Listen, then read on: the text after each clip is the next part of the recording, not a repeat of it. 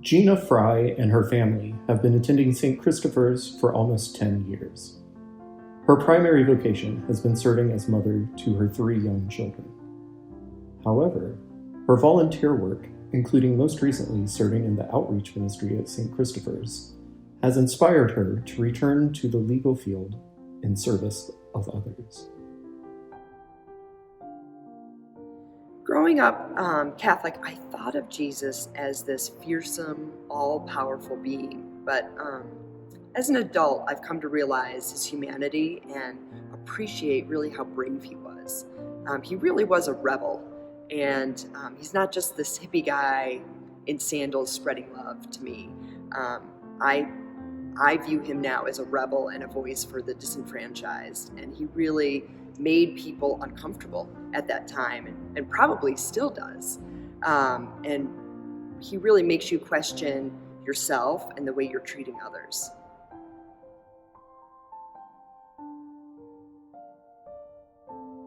I'd really like to emulate Jesus's bravery, but it's hard. I'm not a naturally outspoken person. I'm very self-conscious, and that's probably why I've always related or felt bad for St. Peter.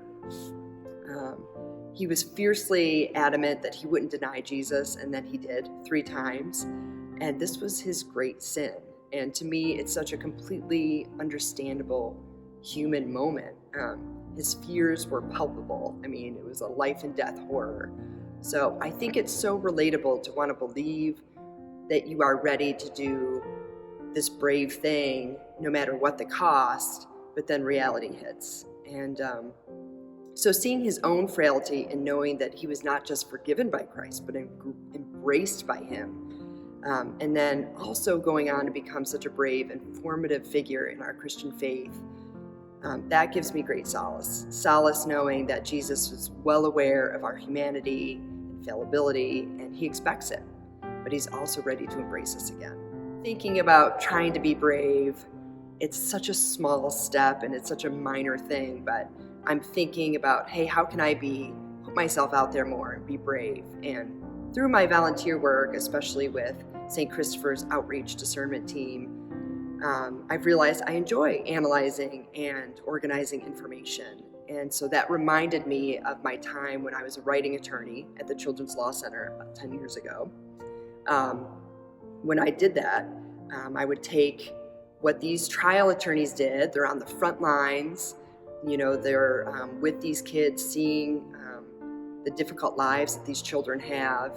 And I was very much behind the scenes, just trying to help take some work off their plate. I realized that I really enjoyed that work and doing that. And so it's prompted me to dip my toe back into the legal field again and apply to be a volunteer for legal aid, which I hopefully will start in February.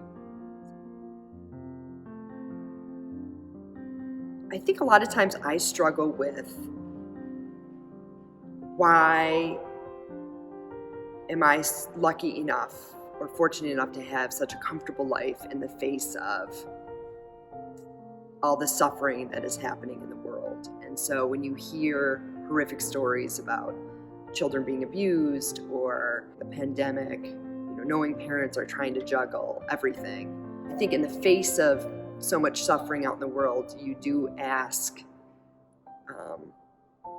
how did I get so lucky? And I think that prompts you, to me, that is a poking from God to say, hey, you got to get out there and do something about it.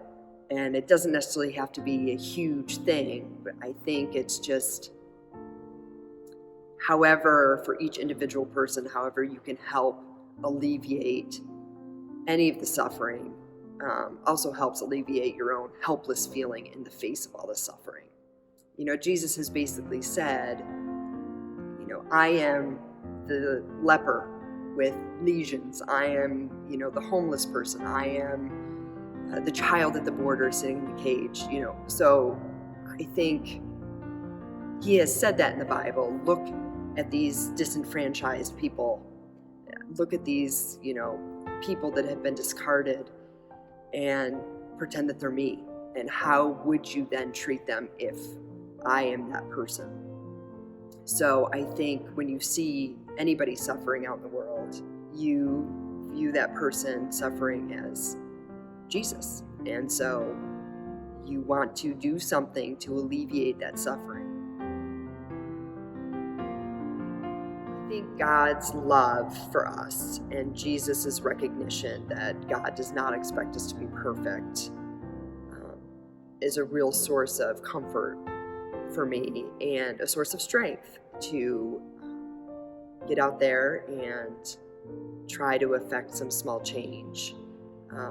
I was really moved by Amanda Gorman at this week's inauguration. This phrase, I think, resonated with me, and I'm sure with many people.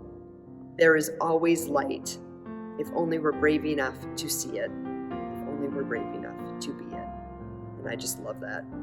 Hopefully, I can be a small light in this world.